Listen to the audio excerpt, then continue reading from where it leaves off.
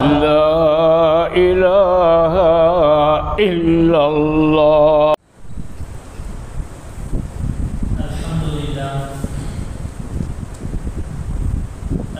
لله نحمده ونصلي على رسوله الكريم وما بعد. فقد قال الله تعالى في محكم تنزيل: أعوذ بالله من الشيطان الرجيم. بسم الله الرحمن الرحيم.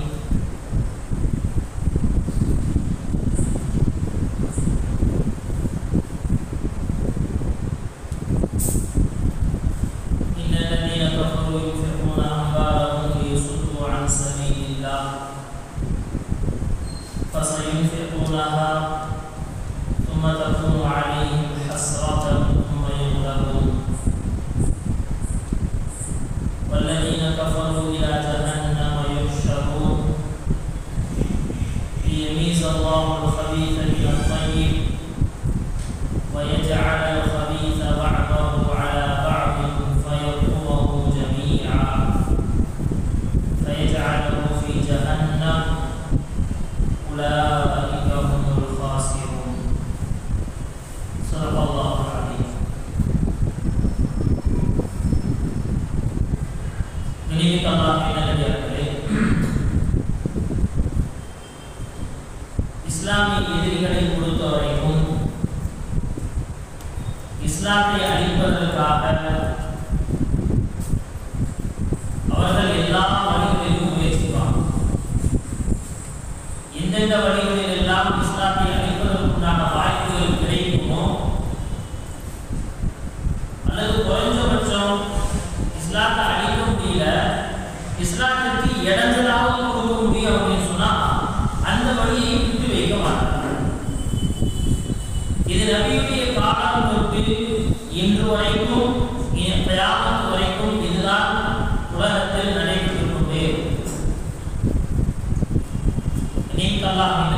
நபியுடைய காலத்தில் குர்ஆனை நபி அவர்கள் ஓதினால் அதை கேட்டால் எங்காவது முஸ்லீம் ஆகிடுவாங்க மக்கள் அப்படிங்கிறதுக்காக என்ன செய்யறாங்க?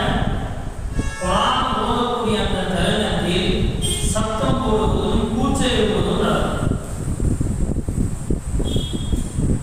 அதற்கடுத்து அவர்கள் இபாதத் அப்படிங்கிற பேரை நீங்க மட்டும்தான் வணங்குவீங்களா, நாங்களும் வணங்குவோம் அப்படிங்கிறதுக்காக என்ன செய்வாங்க? கூடி கும்மி அடிக்கிற வேலையை செய்வாங்க. இதைத்தான் இன்றைக்கு ஓதப்பட்ட வசனத்திற்கு மேலுள்ள வசனம், அதாவது கடந்த வார தஃசீரின் விஷயங்களை தெளிவுபடுத்தியிருப்பாங்க. وَمَا كَانَ صَلَاتُهُمْ عِندَ الْبَيْتِ إِلَّا مُكَاءً وَتَصْدِيًا. காபாவுக்கு பக்கத்துல அவங்களுடைய தொழுகை அப்படின்னா என்ன? விசிலடிக்கிறது, கையெழுக்கிறது, உம்மி அடிக்கிறது, இதுதான் அவங்களுடைய தொழுகை. அல்லாஹ் தஆலா இதை வலிமையாக பண்ணிட்டார். இதெல்லாம் எதற்காக செய்யறாங்க? இஸ்லாத்திற்கு ஏதாவது இடத்தில் கொடுக்கணும் அப்படிங்கிறது அவர்களுடைய நோக்கம். இல்லையார்களே, அதையும் தாண்டி அடுத்த கட்ட நடவடிக்கை என்ன செய்யறாங்க அப்படின்னு சொன்னா, எப்படியாவது இஸ்லாத்திற்கு காசு பணத்தை செலவு செஞ்சாவது ஏதாவது இடத்துல காசு செலவு செஞ்சாவது அடித்தாங்க. முதல்ல நபியவர்களுக்கு காசு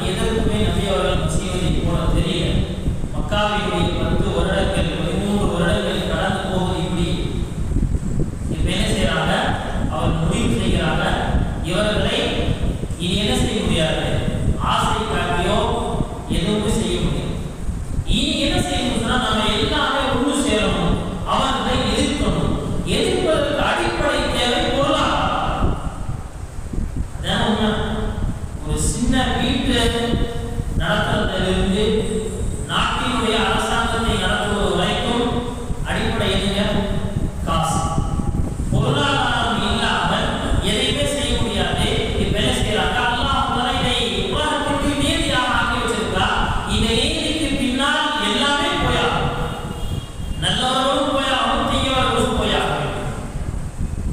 ஆனால் நல்லவர்களுடைய சம்பாத்தியத்திலும் தீயவர்களுடைய சம்பாத்தியத்திலும் நல்லவர்களுடைய செலவினத்திலும் தீயவர்களுடைய செலவினத்திலும் வித்தியாசங்கள் இருக்கு.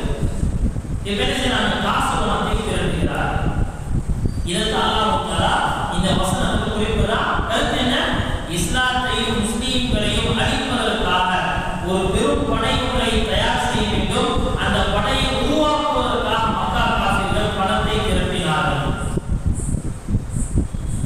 சரி, இவ்வளவு காசு பணத்தை செலவு செஞ்சு எல்லாம் செய்யறாங்க, முடிவு ஏதாவது நல்லதா அமைஞ்சிச்சா அப்படின்னு முடிவு என்னங்க? அல்லாஹ் தஆலா அவர்களுடைய முடிவை தோல்வியில் ஆக்கினார். செலவு செஞ்ச பணம் எல்லாம் வீணா போச்சு.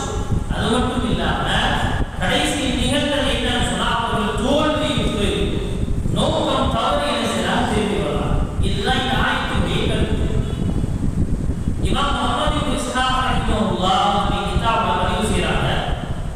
இப்னு அப்பாஸ் ரலியல்லாஹு அன்ஹு சொல்றாங்க, என்ன அப்படின்னு சொன்னா பத்ருடைய போர் நடந்து முடியுது. மக்காவாசிகளுக்கு மிகப்பெரிய ஒரு நஷ்டம். 70 தலைவர்கள் கொலை செய்யப்படுறாங்க, 70 பேர் சிறை கைதிகளாக ஆக்கப்படுறாங்க.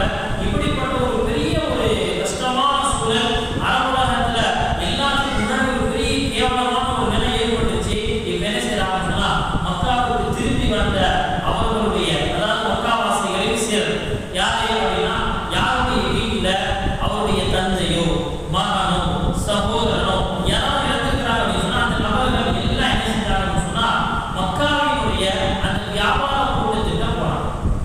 பத்ரு போர் அப்படிங்கிறதே அதனுடைய பின்னணி அப்படின்னு பார்த்தோம்னு சொன்னா அபூ சுஃபியான் அவர்களுடைய வியாபார கூட்டத்தை பிடிக்கணுங்கிறதுக்காக முஸ்லிம்கள் கிளம்பினாங்க.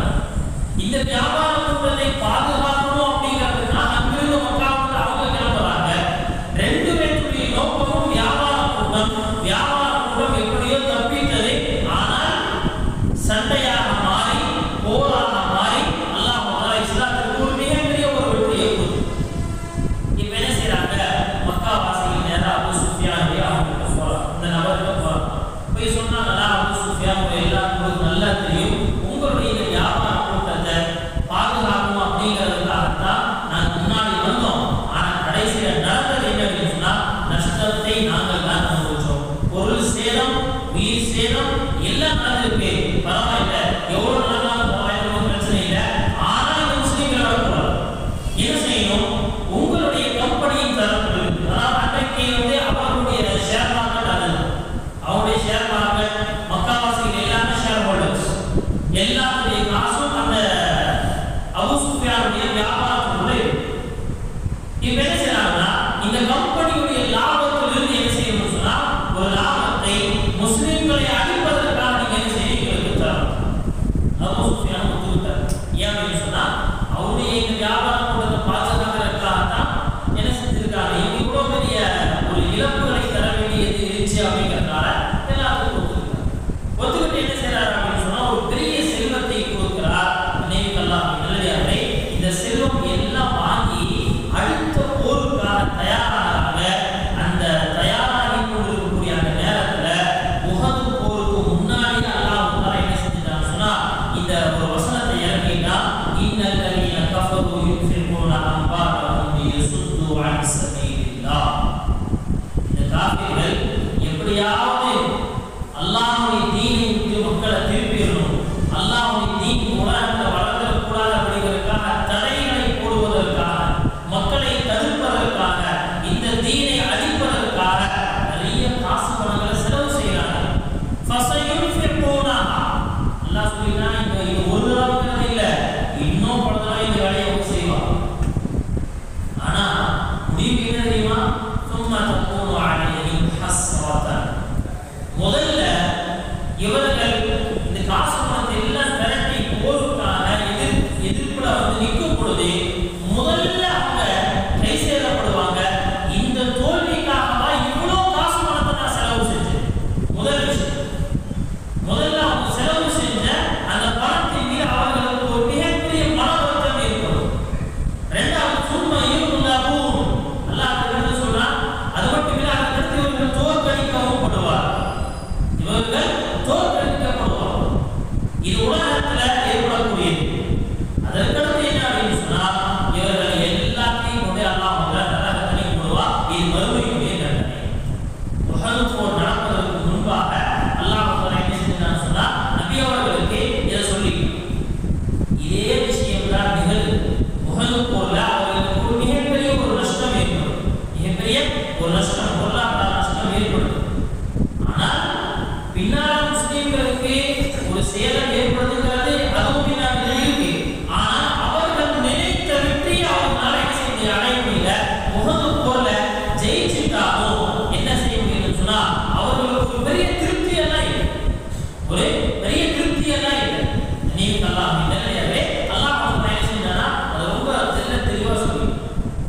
அப்போ காஃபிர்களை பொறுத்தவரைக்கும் அவங்க என்ன செய்வாங்கன்னு சொன்னா, இந்த தீனை அழிப்பதற்காக அன்றிலிருந்து இன்று வரைக்கும் என்ன செய்வாங்க, இன்னும் கியாமத் வரைக்கும் அவங்க என்ன செய்வாங்க, இந்த தீனை அழிப்பதற்காக பொருளாதாரத்தை செலவழிப்பதற்கு கூட அவங்க தயாராக தான் இருப்பாங்க.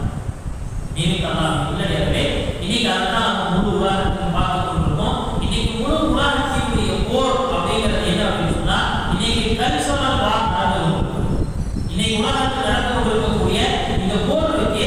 என்ன போற கலாச்சார போர். இஸ்லாமிய கலாச்சாரம் இந்த உலகத்தில் உயர்ந்து நிற்கணுமா, அல்லது இஸ்லாம் அல்லாத கலாச்சாரம் உலகத்தில் உயர்ந்து நிற்கணும்? கல்ச்சரல் வார் இருக்கு. இதுதான் இந்த உலகத்தில் நிகழ்ந்து கொண்டிருக்கு.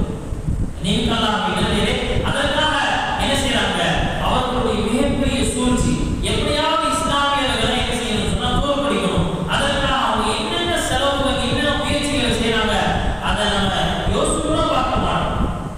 அவர்களுடைய கல்வி நிலையங்கள் இன்னைக்கு கிறிஸ்டியன் மிஷனரிகளுடைய கல்வி நிலையங்கள், கிறிஸ்டியன் ஸ்கூல்னு சொல்லி நம்ம என்ன செய்யறோம், ரொம்ப சர்வசாதாரணமா குழந்தைகளை கொண்டு சேர்க்கிறோம். நீங்க அவர்கள் அங்கு புகுத்தக்கூடியது என்ன அப்படின்னு சொன்னா, நம்முடைய குழந்தைகளுடைய உள்ளத்திலிருந்து ஈமான் பிடிக்கிறார். அவர்களுடைய மருத்துவமனை போய் பாருங்க, ரொம்ப கம்மியான செலவு இருக்கும், அல்லது என்ன ஃப்ரீயா இருக்கும். இதெல்லாம் என்ன நோக்கம்? நம்ம ஊருக்கு பக்கத்தில் ஒட்டஞ்சத்திரம் எல்லாத்துக்குமே தெரியும். அங்க ஒரு பெரிய ஹாஸ்பிட்டல் இருக்கு.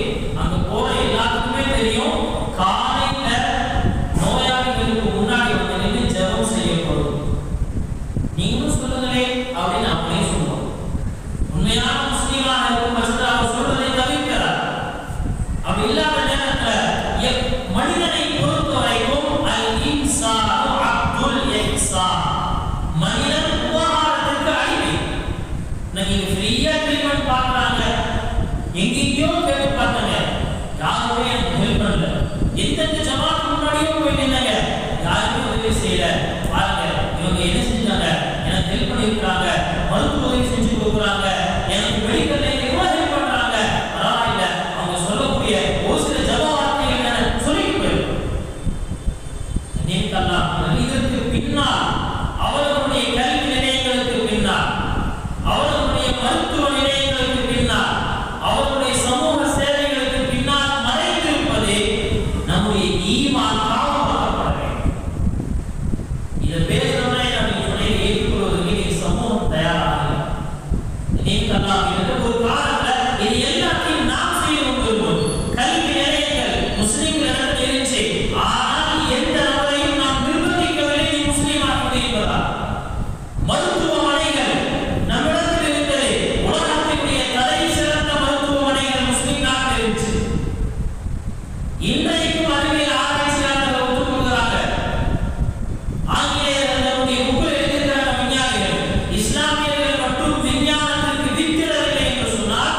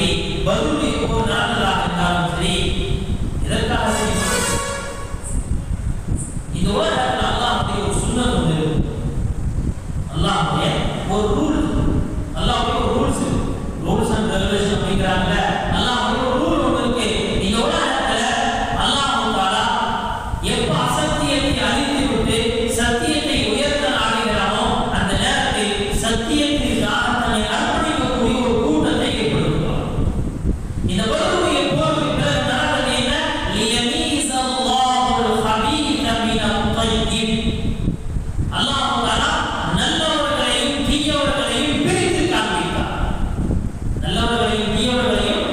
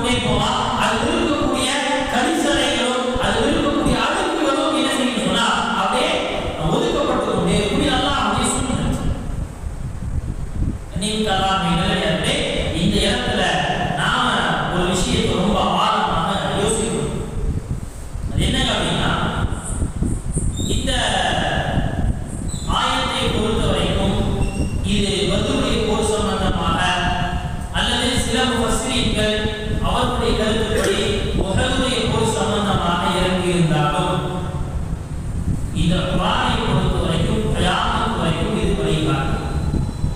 கியாமத் வரைக்கும் வரக்கூடிய எல்லா பிரச்சனைகளுக்கும் இது தீர்வு இருக்கு, எல்லா நிகழ்வுகளுக்கும் இது தீர்வு இருக்கு. எனவே என்ன செய்யறாங்க சொன்னா, இந்த ஆயத்திலிருந்து சில நுணுக்கமான கருத்துக்கள் எடுக்கிறாங்க. அதுல முதலாவது விஷயம் என்னன்னு சொன்னா, எல்லா காலத்திலும் இஸ்லாத்தை அழிப்பதற்காக ஒரு கூட்டு முயற்சி நடைபெற்றுக் கொண்டே இருக்கும். இஸ்லாத்தை அழிப்பதற்காக ஒரு கூட்டு முயற்சி நடைபெற்றுக் கொண்டே இருக்கும்.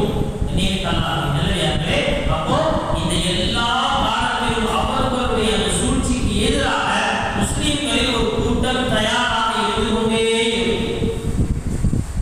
எதிரிகள் குர்ஆனோடு விளையாட ஆரம்பித்தார்கள். குர்ஆனை பாதுகாப்பதற்காக முஸ்லிம்கள் தயாரானார்கள். ஹதீஸ்களோடு விளையாட ஆரம்பித்தார்கள். ஹதீஸ்களை பாதுகாக்கக்கூடிய முஹத்திஸீன்களை அல்லாஹ் உருவாக்கினார்.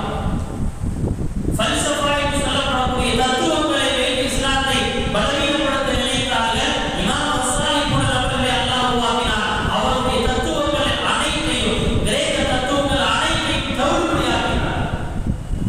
எல்லா காலத்திலும் மார்க்கத்தை பாதுகாப்பதற்காக அல்லாஹ் ஒரு கூட்டத்தை தயார்படுத்தியே தீர்வான். அல்லாஹ் வேண்டியது. ஆனா அந்த எல்லா சூழ்ச்சி நேரத்திலும் அல்லாஹ் இன்னொரு வேலை சேர்த்தே பார்ப்பான். அது என்ன அப்படின்னு சொன்னா, உண்மையான முஸ்லீம்கள் யார், பொய்யான முஸ்லீம்கள் யார், இந்த மார்க்கத்திற்காக அர்ப்பணிக்கக்கூடிய உண்மையான தியாகிகள் யார், காசு பணத்திற்காக தன்னை விலை பேசக்கூடிய நயவஞ்சகர்கள் யார் அப்படிங்கிறத அல்லாஹ் எல்லா காலத்திலும் தெளிவுபடுத்திக் கொண்டே இருப்பான். நிலையாகவே அல்லாஹ் உலகத்துக்கு ஒரு பெரிய மாற்றத்தை, ஒரு பெரிய செழிப்பை ஏற்படுத்தணும் அப்படிங்கிற நேரத்தில் அல்லாஹ் என்ன செய்ய மாட்டான்னு சொன்னா, கடிசலைகளை சேர்த்து வைத்தே அதை செய்ய மாட்டான். இதெல்லாம் அப்படி சொல்றேன். அல்லாஹ் குர்ஆன்ல பல்வேறு இடங்களில் சொல்லி காட்டுவான். மாகான அல்லாஹ் லியமதல் முஃமினீன அலா மா அன்தும் அலைஹி ஹத்தா யமீஸல் கபீஸ மினல் தய்யிப். முஃமின்களே, நீங்கள் எந்த நிலையில் இருக்கிறீங்க, ஈமான்தாரிகள் இப்ப எந்த நிலையில் இருக்கிறார்களோ இதே நிலையில் அப்படியே இருப்பாங்க நீங்க நினைச்சுக்காரு. அல்லாஹ் ஒவ்வொரு காலத்திலும் ஒவ்வொரு நேரத்திலும் என்ன செய்வாங்கன்னா, அது இருக்கக்கூடிய ஹத்தா யமீஸல் கபீஸ மினல் தய்யிப், அது இருக்கக்கூடிய நல்லவர்களை தனியாக தீயவர்களை தனியாக ஆக்கிட்டே அஹஸிபன் நாஸ் யுக்ரமு யகூலு ஆமன்னா வஹும் லா யுஃதரூன். சும்மா நாங்கள் மூமின் ஆயிட்டோம், இஸ்லாம் ஏற்றுக்கிட்டோம் அப்படின்னு சொல்லிட்டா அதோட நீங்க நினைச்சிட்டு இருக்கீங்களா? எந்த விதமான சோதனையும் உங்களுக்கு வராத நினைக்கிறீங்களா? வலகத் ஃபதன்னா அல்லதீன மின் கப்லி உங்களுக்கு முன்னால வாழ்ந்த எத்தனையோ சமுதாயத்தை அல்லாஹ் தஆலா சோதனை செய்த பிறகுதான் முடிவு செய்தால் இவர்கள் உண்மையானவர்களாய். சோதனை எதற்கா? அதையெல்லாம் குர்ஆன் அடுத்து சொல்லிட்டான். ஃபயஅலமுல்லாஹு அல்லதீன ஸதகு வ யஅலமுல் காதிபீன். உண்மையான முஸ்லிம் யார், பொய்யானவர்கள் யார் அப்படிங்கறத இந்த உலகத்துக்கு அல்லாஹ் பறைசாற்றியே தீர்வார். இதே சூராவுடைய அடுத்த ஒரு 10 வசனங்கள் கடந்த அல்லாஹ் சொல்வார், வ யஅலமுல்லாஹு அல்லதீன ஆமனு வ யஅலமுல் முனாஃபிகீன். உங்களை ஈமான்தாரிகள் யார், நயவஞ்சகர்கள் யார், இந்த உலகத்துக்கு அல்லாஹ் அவங்களை பிரித்து காட்டியிருக்கிறார். ஒவ்வொரு காலகட்டத்திலும் அல்லாஹ் சமுதாயத்தில் ஒரு பெரிய மாற்றத்தை கொண்டு வரலாம் அப்படின்னு சொன்னா, முதல்ல அல்லாஹ்வுடைய வேலை தீயவர்களை தனியாக்குவார், நல்லவர்களை தனியாக்குவார். நீங்கள்லாம் அப்போ நல்லவர்களையும் தீயவர்களையும் பிரிப்பார் அப்படிங்கிற இந்த விஷயத்தை அடிப்படையாக வைத்து நாம் நம்முடைய காலத்தை சென்று அலசி பார்க்க வேண்டும். நம்முடைய காலங்கள் எப்படி இருக்கு? அப்ப இந்த காலத்தில் அல்லாஹ் அதே வேலை செஞ்சு கொண்டிருக்கிறான். நீங்கள்லாம் இந்த காலத்திலும் அல்லாஹ் அதே வேலை செய்து கொண்டிருக்கிறார். இந்த உலகத்தில் அல்லாஹ் சுப்ஹானஹு வ தஆலா அநியாயத்திற்கு ஒரு முடிவை கட்ட இருக்கிறார். அநியாயத்திற்கு ஒரு முடிவு கட்ட இருக்கிறார். நம்முடைய நாட்டிலும் சரி, முழு உலகத்திலும் சரி, நம்முடைய நாட்டுடைய நிலை என்ன எல்லாருக்குமே தெரியும். அநியாயத்தில் எவ்வளவு தலை விரிச்சார். 28ஆம் தேதி யூபியில் என்ன செஞ்சதுன்னு சொன்னா, புதுசா ஒரு டிஜிட்டல் வலைதளம் பயன்படுத்துவதற்கு ஒரு தனி சட்டம் கொண்டு வரப்பட்டது. என்னங்க, யூடியூப்ல யாரெல்லாம் மில்லியன் கணக்கில் சப்ஸ்கிரைப்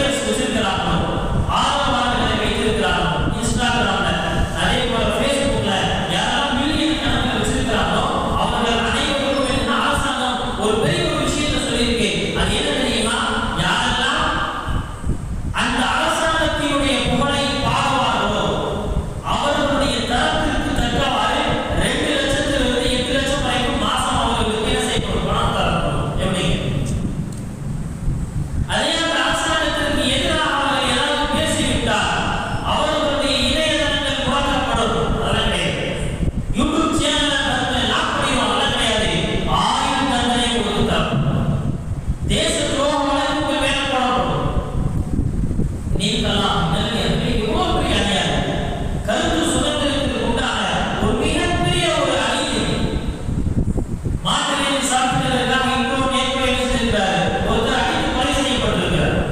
இது நம்ம நாட்டினுடைய பழமையாக மாறிடுச்சு. நீங்கெல்லாம் நிலையாகவே ஒவ்வொரு நிமிஷத்திற்கும் அல்லது ஒவ்வொரு மணி நேரத்திற்கும் இந்த நாட்டில் இத்தனை பெண்கள் கற்பழிக்கப்படுகிறார்கள் அப்படின்னு புள்ளி விவரங்கள் சொல்ற அளவுக்கு நாட்டில் கற்பழிப்புகள் அதிகமாயிடுச்சு. எவ்வளவு அநியாயம்! இது ஒரு முடிவு வேணுமே. நீங்கெல்லாம் நிலையாகவே இதற்கும் எல்லாம் முடிவை கட்டியே செய்வோம். குறிப்பாக பலஸ்தீனுடைய அந்த மண்ணை வைத்துதான் முழு உலகத்தினுடைய அமைதி முடிவு செய்யப்படும். பலஸ்தீனுடைய அந்த மண் அமைதியாக இருந்தால் முழு உலகமும் அமைதியாக இருக்கும். பலஸ்தீனுடைய அந்த மண் பரபரப்பாக இருந்தால் முழு உலகமும் பரபரப்பாக இருக்கும். இதுதான் உலகத்தில் அல்லாஹ் வைத்திருக்கக்கூடிய உலகத்தினுடைய நீங்களாம் இதனை என்ன அடிப்படையிலா இன்னைக்கு நமக்கு வரலாற்றை ஆழமாக பார்த்த குர்ஆனையும் ஹதீஸையும் ஆழமாக நோக்கக்கூடிய உலகத்தில் சொல்றாங்க, இன்றைக்கு பிலஸ்தீனில் நடக்கக்கூடிய போர் அப்படிங்கிறது கடந்த காலத்தினுடைய போரை போன்று கிடையவே கிடையாது. கடந்த காலத்தினுடைய போருடைய வியூகங்கள், போருடைய விஷயங்கள் எல்லாமே வேற. இன்றைக்கு நிகழ்ந்து கொண்டிருக்கக்கூடிய அந்த நிகழ்வு, அந்த போர் அப்படிங்கிறது சத்தியத்தையும் அசத்தியத்தையும் பிரித்து காட்டக்கூடிய போர். 10 நாள், 10 நாள் கஸா எங்க கையில ரொம்ப வேகமா பேசினா 300 நாட்களை கடந்து விட்டோம். இன்னைக்கு தினம் தலைப்பு செய்திகள் என்னங்க, காசாவில் கொல்லப்பட்ட மக்கள் எவ்வளோ, நீங்களாம் எதிரிகளை இவர்கள் எவ்வளவு அடித்திருக்கிறார். இந்த நிமிஷம் வரைக்கும் அவர்கள் மண்டிக்கிறதுக்கு தயாரில்லை. இந்த நாட்டை விட்டுக் கொடுப்பதற்கு தயாரில்லை. பைபிள் மதத்தை விட்டுக் கொடுப்பதற்கு தயாரில்லை. நீங்களாம் ஒரு 10 மாசத்துல கிட்டத்தட்ட 22 தடவைகள் அந்த நாட்டினுடைய தெற்கு பகுதிக்கும் வடக்கு பகுதிக்கும் என்ன செய்யறாங்க, அவர்கள் மாறி மாறி ஹிஜ்ரத் செஞ்சுட்டு பட்டி படிக்கைகளை எடுத்துக்கொண்டு இருக்கிற கையில கொஞ்சம் சாமான் எடுத்துக்கொண்டு நாட்டினுடைய தென்பகுதிக்கு, அதற்கு 1 மாசத்துல தென்பகுதியில இருக்கிற மக்கள் எல்லாம் வடக்கு போயிருக்க. வடக்கு பகுதி நீங்களாம் இவ்வளவு சிரமங்கள், இவ்வளவு அநியாயங்கள் எல்லாத்தையும் செய்றாங்க. பொறுத்து கொண்டு பார்த்து கொண்டுதான் இருக்கிறார்கள். ரொம்ப தெளிவா அவர்கள் முடிவு செஞ்சுட்டாங்க, இந்த நாட்டினுடைய ஒரு ஜாதியோட விட்டுக் கொடுப்பதற்கு நாங்கள் தயாராக இல்லை. இத்தனை வருடங்கள் நாங்கள் கொடுத்தது போதும், இனிமேல் நாங்கள் கொடுக்க முடியும். நினைக்கலாம் இது ஏதோ யதார்த்தமாக நடப்பது கிடையாது. இந்த கயாமத்துக்கு சமீபத்தில் அல்லாஹ் ஏற்படுத்தக்கூடிய உலகத்தினுடைய எந்த நிகழ்வுகளும் முஸ்லிம் அல்லாதவருடைய பார்வையில் ஏதோ ஒரு அரசியல் காரணங்களுக்காக நடக்குது, அல்லது முஸ்லிம்களுடைய தோற்றத்தில் இருக்கக்கூடிய முனாஃபிக்குகளிடத்துல அரசியல் காரணங்களுக்காக நடக்குது. ஒரு உண்மையான முஸ்லிமை பொறுத்த வரைக்கும் குர்ஆனையும் ஹதீஸையும் அல்லாஹ்வையும் அல்லாஹ்வுடைய தூதரையும் நம்பக்கூடிய முஸ்லிம்களை பொறுத்த வரைக்கும் அந்த பலஸ்தீனில் நடக்கக்கூடிய ஒன்றும் இல்லை, முழு உலகத்தில் நடக்கக்கூடிய எந்த நிகழ்வும் யதார்த்தமான நிகழ்வுகள் கிடையாது. எல்லாம் அல்லாஹ் நடத்தாக இருக்கிறது. நீங்களாம் நிலையிலே நோக்கம் என்ன சொன்னால், இந்த உலகத்துல உண்மையாளர்கள் யார், பொய்யர்கள் யார், உண்மையான முஸ்லிம் யார், பொய்யான முஸ்லிம் யார் அப்படிங்கிறத அல்லாஹ் பிரிக்க ஆரம்பிச்சு உலமாக்கள் திரும்ப திரும்ப திரும்ப திரும்ப நமக்கு ஞாபகம் சொல்லிட்டே இருக்கிறாங்க. அல்லாஹ் இந்த உலகத்தினுடைய இந்த கடைசி காலகட்டத்தில் அல்லாஹ் சல்லடை போட்டு சலிக்க ஆரம்பிச்சார். அல்லாஹ்வுடைய சல்லடையில் சிலர் மேல் தளத்திலும் சிலர் சல்லடையுடைய கீழ் தளத்திலும் விழுகிறாங்க. நீங்களாம் இளைஞர்களே நல்லவர்களையும் தீயவர்களையும் அல்லாஹ் பிரிக்க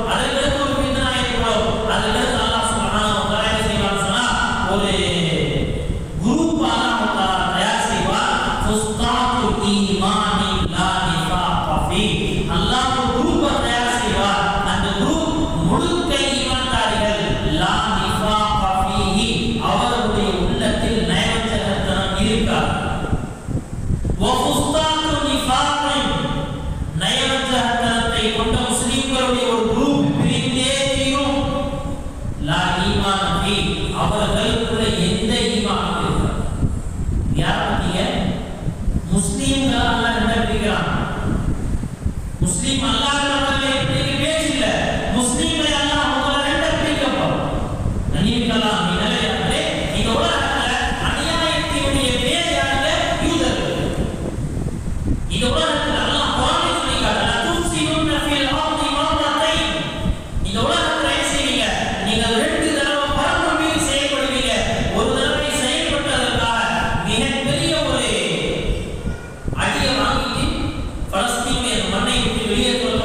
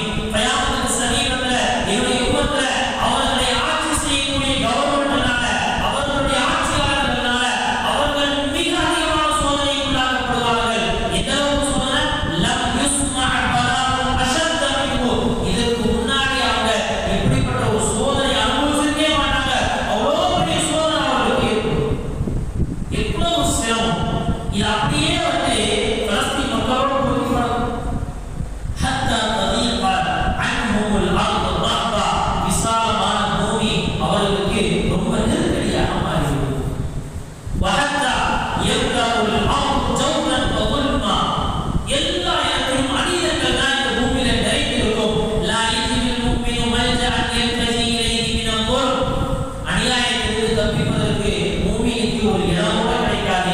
இந்த நேரத்தில் அல்லாஹ் என்னுடைய வம்சத்தில் இருந்து என்னுடைய மகள் ஃபாத்திமாவுடைய வம்சத்தில் இருந்து ரலியல்லாஹு அன்ஹா ஒரு நபரை தயார் செய்வார். அவருடைய பெயர் என்னுடைய பெயராக இருக்கும். முஹம்மதுடைய பெயர் முஹம்மது நபிகளுடைய பெயர், அவருடைய தாயுடைய பெயர் என்னுடைய தாயுடைய பெயராக இருக்கும்.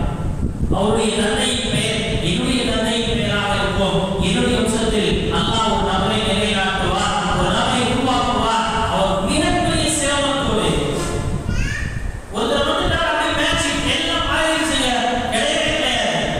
ஒரு பெரிய முயற்சி, ஒரு பெரிய தியாகம், ஒரு பெரிய தியாகத்தை கொடுத்து இந்த உலகத்தில் அவர் நீதத்தை நிலைநாட்டுவார்.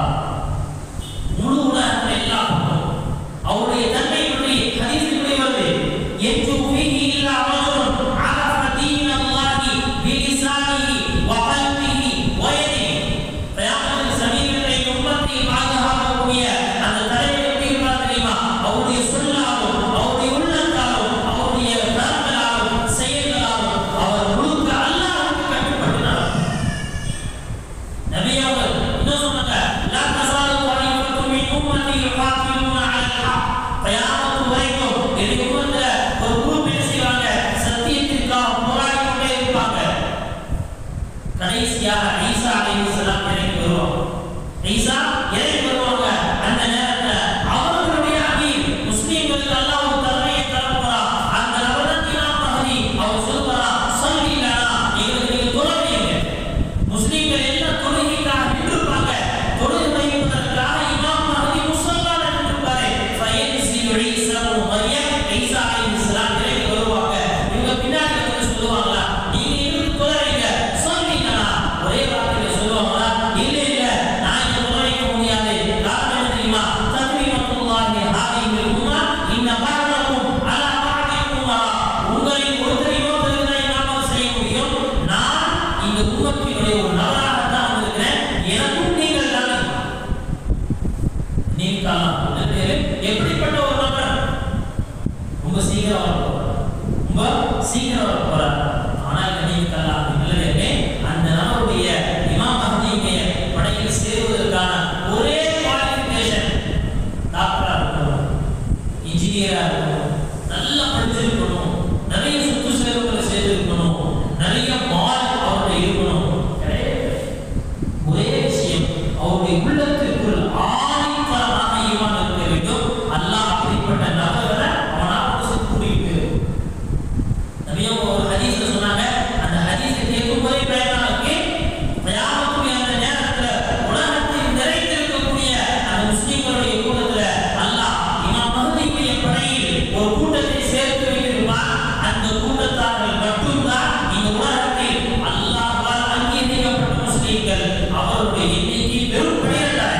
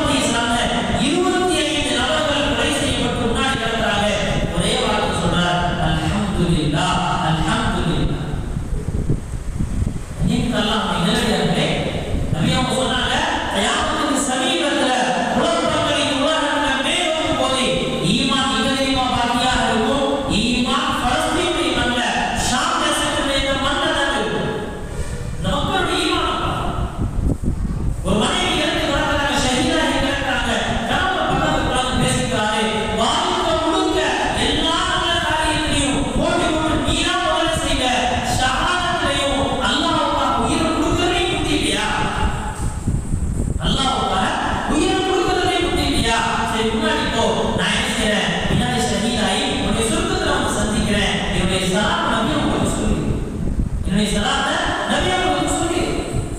நீங்கெல்லாம் பின்னாடி இறந்து போன ஒரு சின்னத்துடைய குழந்தை, அந்த குழந்தை என்ன செய்யறாங்கன்னா எடுத்து கையில வச்சுட்டு ஒரு வார்த்தை கேட்டாரா, அரதீத யா ரப்பி, அரதீத யா ரப்பி, அரதீது. சின்ன குழந்தை மூதாயிரம் அந்த குழந்தையை கையில் எடுத்துட்டு சொன்னாரா, யா அல்லாஹ் நீ என்ன பொருந்திக்கிட்டியா, நீ என்ன பொருந்திக்கிட்டியா, நான் உன்னை பொருந்திக்கிட்டேன். தன்னுடைய பச்சில குழந்தை இறந்து போகுது, என்ன செய்றாங்க, அல்லாஹ்வின் மேல எந்த விதமான வார்த்தைகளையும் சொல்ல, என்ன யாராவது பண்ணிட்ட, என் குழந்தை மூத்தாகிட்டியே, பச்சில குழந்தை கண்ணு தெரியல, கேட்கல, குழந்தை மூத்தாயிடுச்சு. ஒரே வார்த்தை கேட்டாரு, யா அல்லாஹ் நீ பொருந்திக்கிட்டியா, போதும், உன்னுடைய சந்தோஷம் எனக்கு கிடைச்சா போதும். நம்ம எல்லாத்துக்குமே தெரியும், ஒரு வீடியோ வச்சு இழுத்து போன அந்த கட்டடங்களுக்கு இடையில ஒரு சிறுவன் உட்கார்ந்து அழகா ஓதிக் கொண்டிருக்கிறார். وَلَنَبْلُوَنَّكُمْ بِشَيْءٍ مِّنَ الْخَوْفِ وَالْجُوعِ وَنَقْصٍ مِّنَ الْأَمْوَالِ وَالْأَنفُسِ وَالثَّمَرَاتِ وَبَشِّرِ الصَّابِرِينَ الَّذِينَ إِذَا أَصَابَتْهُم مُّصِيبَةٌ قَالُوا إِنَّا لِلَّهِ وَإِنَّا إِلَيْهِ راجعون. அல்லாஹ் குர்ஆன் சொல்லக்கூடிய அந்த வசனம், உங்களுக்கு பொருள் சேதங்களை கொடுத்து, உங்களுக்கு பயத்தை கொடுத்து, உயிர் சேதங்களை கொடுத்து, நஷ்டத்தை கொடுத்து எல்லாம் சோதிப்போம். ஆனால் மார்க்கத்துல யார் உறுதியாக இருக்கிறார்களோ அவர்களுக்கு சொர்க்கத்தினுடைய சுழற்சி. அந்த மக்கள் எப்படிப்பட்ட நபர்கள் தெரியுமா, முசீபத் வந்துச்சு, எனக்கு யாரும் பண்ணிட்ட சொல்ல மாட்டாங்க, இன்னா லில்லாஹ் வ இன்னா இலைஹி ராஜிஊன். யா அல்லாஹ் நான் வாழ்றது உனக்காக, நான் என்னுடைய மரணமும் உனக்கு. பாத்தமா இல்லையா, அந்த சிறு குழந்தைக்கு யாரை உணர்த்தியது, அவர்களுடைய தியாகம் செய்த அந்த பெற்றோர்கள் உணர்த்தியிருக்கிறார். நீங்களாம் நிலையிலே இந்த பலஸ்தீனுடைய மக்கள் இவ்வளவு சிரமங்கள் கஷ்டங்கள் எல்லாம் வருது, இதுவரைக்கும் எந்த ஒரு வார்த்தையும் அல்லாஹ்வுக்கு ஒப்புக்கூடிய வார்த்தையை சொல்லல.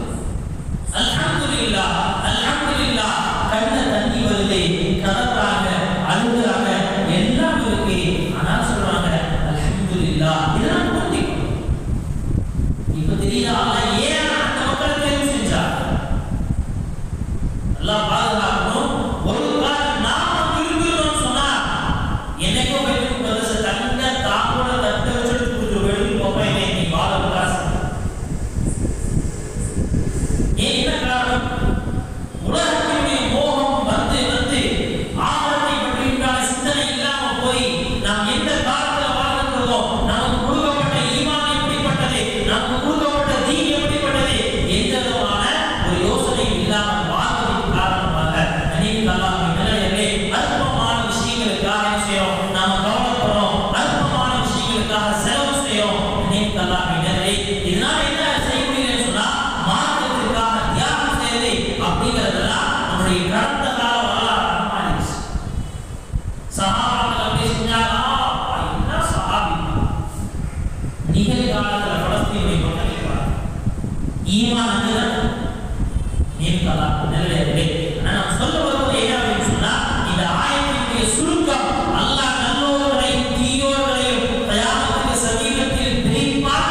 அந்த நேரத்துல நாம் நல்லோர்களுடைய கூட்டத்தில் இருக்க வேண்டும், ஈமான்தாரிகளுடைய கூட்டத்தில் இருக்க வேண்டும். இந்த சிந்தனை எனக்கு, என்னுடைய குடும்பத்துக்கு, என்னுடைய பிள்ளைகளுக்கு ஊட்ட வேண்டியது நம்முடைய கடமை.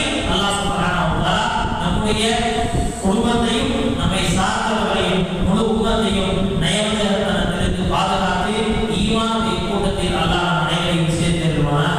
வஆஹிரு தஅவானா அல்ஹம்துலில்லாஹி ரப்பில் ஆலமீன். அல்ஹம்துலில்லாஹி ரப்பில் ஆலமீன். அல்லாஹும்ம ஸல்லி அலா முஹம்மத் வ அலா ஆலி முஹம்மத் வ பாரிக் வ சல்லிம். ரப்பனா ظلمنا أنفسنا وإن لم تغفر لنا وترحمنا لنكونن من الخاسرين. ربنا لا تزغ قلوبنا بعد إذ هديتنا وهب لنا من لدنك رحمة إنك أنت الوهاب. اللهم حاسبنا حسابا يسيرا، اللهم حاسبنا حسابا يسيرا. اللهم اجعلنا من الذين يجاهدون في سبيلك حقا ويأمرون بالمعروف